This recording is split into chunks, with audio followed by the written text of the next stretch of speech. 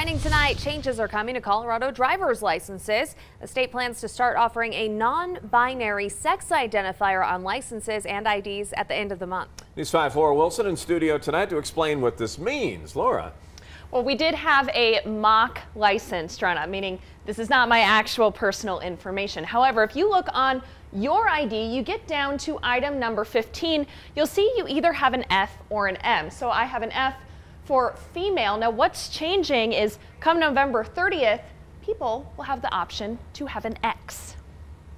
Coloradoans will no longer be limited to identifying as a man or a woman on their driver's license. I think people just need to do what they want to do, and if they want to put an X there and they don't think that they're with either gender or gender fluid, I think that's totally cool. Under sex, people will have a third option to choose X, which is non-binary, but only after bringing in a change of sex designation form and a signature from their licensed healthcare provider.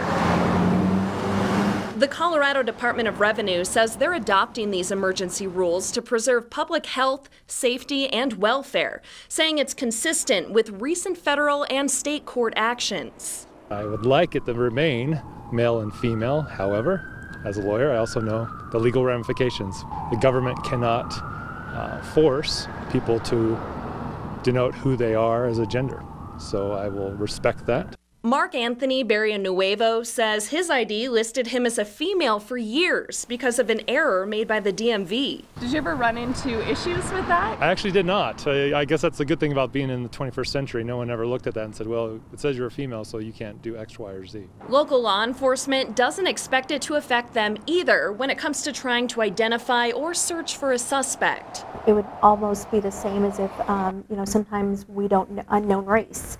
So, we may not know what the race is of the person, and so we say unknown race.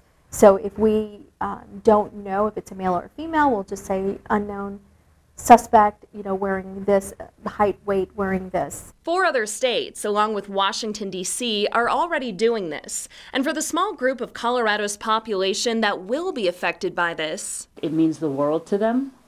And so I think that's what's important. Those are the people who are in our community who this affects them personally, and this could change their life. The new rules go into effect November 30th.